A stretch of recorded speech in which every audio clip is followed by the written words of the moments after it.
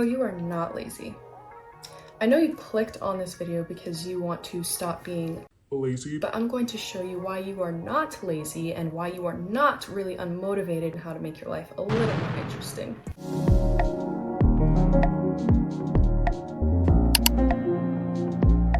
Guys, I'm gonna be real with you. I'm not here to beat around the bush. I'm not here to just be like, oh, sweet child, it's okay, we're going to get it together. I'm here to tell you the truth.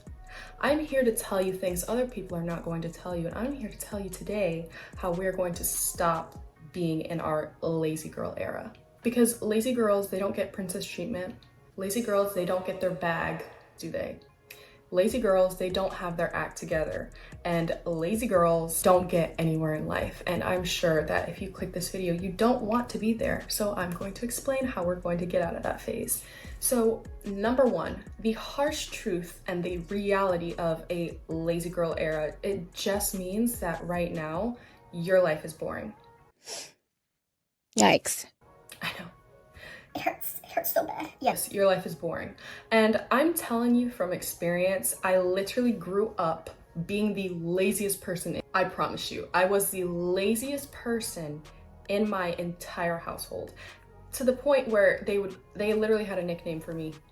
I literally didn't want to do anything except for sleep all day and eat my food, go back to my room, be on my phone, watch my little TikToks, you know, all this stuff doesn't do anything for you.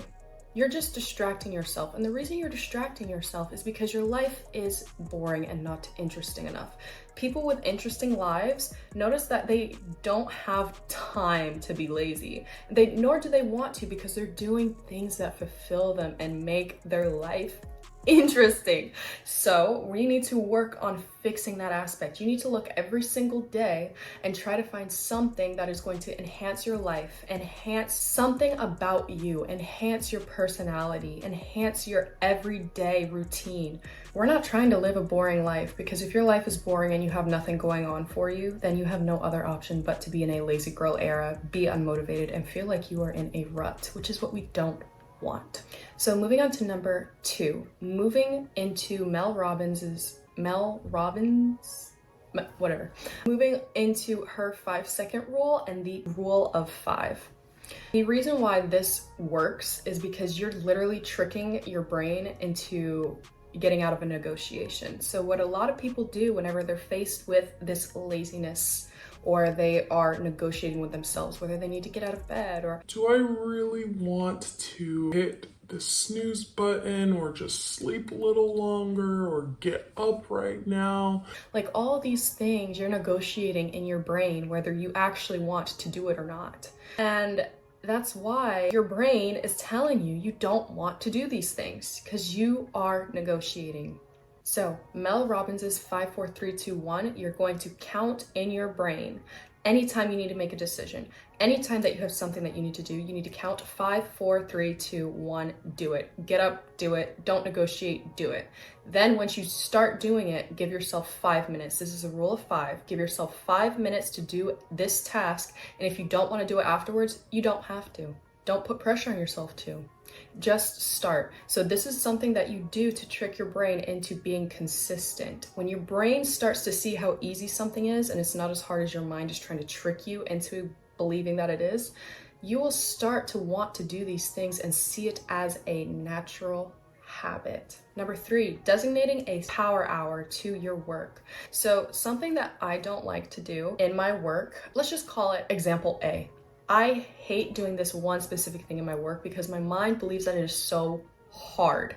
It is so difficult in my mind for some reason, but every single time I sit down to do it, it's not, and it doesn't take as much time as I think it does. So this can be something that's happening in your mind right now, where your mind is trying to negotiate, like we said before. But if you designate a power hour, or like, let's say 30 minutes a day to a specific task, let's say that you are finishing a course for being an esthetician, or you're doing something to level up in life, or if you are trying to work out more and, you know, be a Pilates princess, or whatever it is that you're trying to do. When you're doing these things and you dedicate a certain amount of time during the day for it on a consistent basis, this becomes so much easier for you because you don't have to negotiate or try to figure out a schedule. After you have done that thing, number 4 is your reward system. You are going to always try to hack your dopamine and hack your reward system in order to make sure that you are feeling rewarded after you do these things, so that way, even if it is a hard task, you feel great after. So an example of this is, let's say that you go to the gym or you have a part of your room that you want to clean. Let's actually go with the room really quick, because if you're in your lazy girl era right now, I understand going to the gym sounds hard. It sounds hard right now. So we're not going to worry about that. We're just going to worry about cleaning your room, because if you're a lazy girl and your room is dirty, we need to clean it. We need to get up and clean that room right now. I need you to pause the video and clean up the room. Just kidding. Just a quick note, if you're not a part of the family and you haven't subscribed yet, I'm gonna need you to do that really quick, because I really appreciate you all being here. And as always, we go over important things that are going to change the directory of our lives, so that way we become the most high value woman that we can possibly be, attract high value experiences, and step into our queen era. And you watching this video, taking notes, and actually applying the things that I'm talking about is going to help you to get there. I'd also appreciate if you would follow the Instagram on there. Feel free to reach out to me. I would love to get connected with you. So, like I talked about in one of my old videos, having a reward system and creating habits is sometimes it takes work. And it doesn't have to be as painful as we try to make it out to be. When you want to do something different, that could be cooking or cleaning or anything like that, have a reward system there, so that way you are enjoying the process. Make the process rewarding and fulfilling to you. So for me, something like doing work while listening to a podcast or listening to music I really love and helps me focus is something that's rewarding. And then afterwards, I will go to a coffee shop, or I will go somewhere out on a solo date and take myself out because I just worked really hard and I need to be rewarded for that. So that's something that you could do. Also, making sure that if you're doing something like cleaning and you hate cleaning, you could turn on your favorite show while you're cleaning that part of the room. Take the show with you while you're doing it, and after you're finished cleaning, just sit down and finish the show, so that way I'm making that time productive and not just sitting there binging all day. Because listen, a high value woman does not binge watch series all day long. I'm sorry, somebody had to tell you the truth, and I'm here to do that. If you are binge watching series all day long, this is only going to hurt your productivity and hurt you trying to get out of this rut. We're stepping out of the lazy girl era, not back into. So find ways to make your life more enjoyable and rewarding, so you're not getting rid of the things that bring you happiness and joy, but you're finding ways to make them more productive. Another thing that you can do is trying reverse procrastination. Instead of telling yourself, I'll do it later, say, I'm gonna procrastinate later. So this is something that's actually, it sounds really stupid. I know it sounds really dumb, but it actually works, because what we're trying to do here is hack your brain, and we are trying to make your brain believe that a lot of these things are easier. Telling yourself that you're gonna procrastinate later, you're actually using this sense of urgency that, okay, I'm gonna finish this now, I need to finish this now, and then later I can procrastinate and not do anything. And then we go right back to our reward system. You need to implement environmental hacking. So if you are feeling lazy and you're feeling unmotivated, look at your environment. Where are you? Who are you around? Who are you constantly hanging out with that is making you feel this way? What energy are you putting yourself around to feel this way? Are you watching videos that are contributing to your laziness, or are you watching things and feeding your mind with things that are going to help you and create some sort of change within you? Having a cluttered or dirty space is something that really is going to make you deeper into this rut and deeper into your lazy girl era. So we need to make sure that room is clean. Make sure your space is clean. Make sure your office is clean. Keep it clean. So I know it can be hard to keep your room or your space clean every single day, or like parts of your house, but you need to start with just 10 minutes a day, putting on a timer, cleaning a certain part of your house, your space, your apartment, your workplace, wherever. You need to start taking care of it and cleaning it, because if it's cluttered, it's going to make your mind feel more stressed. Therefore, it's going to make your task look harder. Make micro commitments and stop making these commitments so large and big to your brain, because it's making your brain feel like these things are hard. We want to make sure that these tasks that you are trying to do, these goals you are trying to achieve, and the routines you're trying to implement seem easy, because if it's too difficult for your mind to process and you're just telling yourself all of these different things, it's just like too much, you're not going to do it because it looks too hard. And when you tell yourself that something's too hard, or your brain believes that, you're going to put off doing it. So break down your goals, break down routines into little micro commitments to yourself. And in my productivity video, where we talk about habit stacking and how to implement sustainable and productive habits, that's something that's so helpful. And if you want to go watch that, then, subscribe to the channel and we can go watch that. Another thing is creating a productivity playlist. So right now, you need to understand that the music that you listen to really does have a really big impact on how you feel, how you think, and how you act. So if you listen to a lot of heavy, sad, depressing, dark, gloomy, death-filled music, your mind is going to regurgitate that, not only in your actions, but how you present yourself, how you speak. But if you listen to things that are more feminine, you listen to things that are uplifting, things that are motivating, oh honey, your whole mindset can be changed. And I'm speaking from experience, just changing the things that I listen to, the music I listen to, the podcasts I listen to.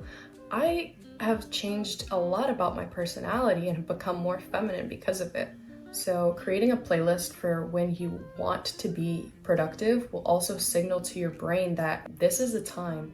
Right now is when we are going to be productive. We are going to work towards our goals. We're going to get in that workout. We're going to get into our work time. We're going to work on that side hustle. We're going to start being a boss and stop being a bum. It's time that we take control of our lives and not let our laziness take control of us. Something else that really helped me was kind of visualizing this person in my head having like this evil alter ego, where this terrible version of myself that I don't like is in my head, like with this red filter, saying things like, oh yeah, you don't have to do it. Just procrastinate on your goals and just don't get there and sit in bed all day and watch TikTok. Everybody will really love that and appreciate that from you. Not only that, but you'll also gain weight by doing this every single day. And, we'll be living our best lives right here in this bed, probably not taking care of ourselves either. Yeah, when you hear that in your head and you visualize that, oh, you know how quick my butt would get up out of bed in order to do the things that I wanted to do? It really helps because you're able to visualize, this is not me. This is not who I want to be. So now I have the chance and the choice to choose. So you can choose whatever you want. No one's forcing you to sit in that bed and watch TikTok all day. No one is telling you that you need to never go to the gym or even go take a walk for 10 minutes. Look, you can do whatever you want to do, but you need to learn how to train your mind. You have to learn how to train your mind because your mind is so malleable and trainable. And every action that you take every day trains your brain into a good or bad habit. Another thing to go hand in hand with that is using visualization techniques that are going to propel you forward. So not only imagining that little evil alter ego, but also making sure that you are envisioning how doing certain things are going to impact your life and propel you forward. For example, getting up in the morning, taking a 10-minute walk every day versus staying in bed, sleeping all day. Think about the benefits of you getting up to walk every morning instead of sitting in your bed scrolling on your phone, how much that's going to impact your hormones, because yes, it impacts your hormones a lot. Getting natural sunlight in the morning, taking a 10-minute walk and getting movement impacts your hormones in a great way. and helps your metabolism. So doing that versus sitting in bed all day, you need to weigh the costs and look at the outcome and how much that will serve you. You need to look for what is serving you in your life. Visualize what your accomplishment will do for you and how much that will add to your life. Another thing that we want to do is practice selective ignorance. So what I mean by this is purposefully ignoring distractions and purposely selecting distractions that we know are holding us back. So for most of the population, that is their phone. You know, a lot of people, they scroll on their phones all day and train their minds to be bored and distracted. The first thing that people do when they are bored or feel unmotivated and don't have anything else to do is scroll on their phone mindlessly and don't even have a purpose behind it. So creating this distraction and creating this habit is not only toxic for yourself and your mind, but it's also training your brain to be distracted and bored, which is going to only create more laziness within your life. You need to put limits on distractions and put limits on things that you know are going to distract you. So for example, I have a limit on my phone for almost everything. I have time limits on apps, I have time limits on when I can use things, and I even put a black and white filter on my phone during the day to make sure that I am not scrolling through it, being addicted to all the stimulus that is happening while I'm scrolling. Because yes, our minds are getting overfed with all of this media and junk all day long, and all of the bright and vibrant colors are keeping us interested to see what Sally did on Saturday and what Tim did on Tuesday, when really we don't really care. And these are all distractions. So evaluate what is distracting you and know what things are meant to distract you so you can take control.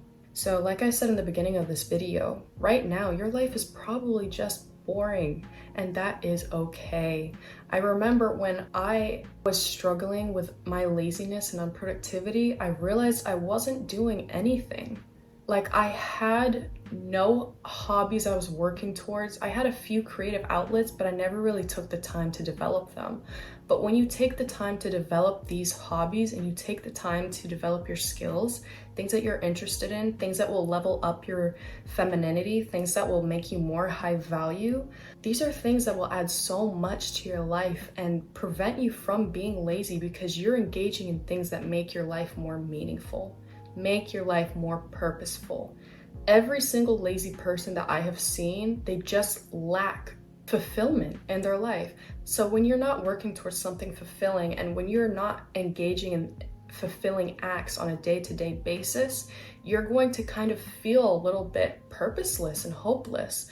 And that hopelessness and that complicity is something that comes from really not having any type of interesting hobbies that you're doing, having anything going on. If you have absolutely nothing to do all day, no goals, you have no hobbies, no interests that you are working towards and actively trying to improve, you have nothing to do. Now let's say that, for example, you might, and you do have some hobbies that are going for you. How often are you engaging in those hobbies and trying to grow them? How often are you trying to improve yourself? How often are you trying to improve your femininity, improve your communication skills, improve how you present yourself and the things that you like to do? Because even if you have them in your life, but you're not doing anything to really work on them day to day, they're not going to improve, and neither will you. Number 15, we want to make sure that we have an accountability partner through this process, because becoming motivated and disciplined and consistent takes work, and having an accountability partner with somebody that has similar goals to you and wants the same things, that can be so helpful. Somebody that wants to start getting in the gym, that you can start going together to stay consistent and accountable, and tell yourself that this is my accountability partner. This is who I am going to go with to help me do this. Somebody in your household that may cook with you to help you eat healthier. Somebody that wakes up at the same time as you, so that way you guys are helping each other. If you want to go on a run in the morning, or you want to walk in the morning, do Pilates together, have a Pilates friend that you do Pilates with, something like that. Reading the Bible more, having an accountability partner to help you grow and stay accountable is so important. That's why people get trainers, to help them stay accountable, to help them close that gap and be that support system. So with the last 2 tips I want to leave you with, these 2 are really going to help change the game for you. And they are extremely simple, so don't you dare tell me that it's hard. Training yourself with good sleep, quality sleep, and good eating patterns. Now, quality sleep is better and more effective than just getting longer amounts of sleep, because you could sleep 8 to 9 hours and have broken sleep. You won't be in deep sleep, all these other different things that might be happening. That's not as effective as getting 6 hours of good quality, effective sleep. I want you to stay away from melatonin, because melatonin is a hormone. And when you're taking that, it ruins your brain, and it also can ruin and mess with your sleep cycle. I don't ever recommend melatonin. If you want to look at some studies about it, I highly recommend it. And as a matter of fact, I will link them down in the description. I also have a lot of free resources in the description if you are interested in changing your mindset, your health, and all of those different things. You can also check out my Instagram. I post a lot of free things and a lot of helpful guides for you guys, so definitely check that out. You need to keep in mind that when you feel like crap, you act like crap. If you don't have good sleep and you're not having enough sleep, how are you going to perform the next day? If you are eating crap all day long, how can you expect to feel your best if you are not giving yourself the best? Think about how much you give to yourself.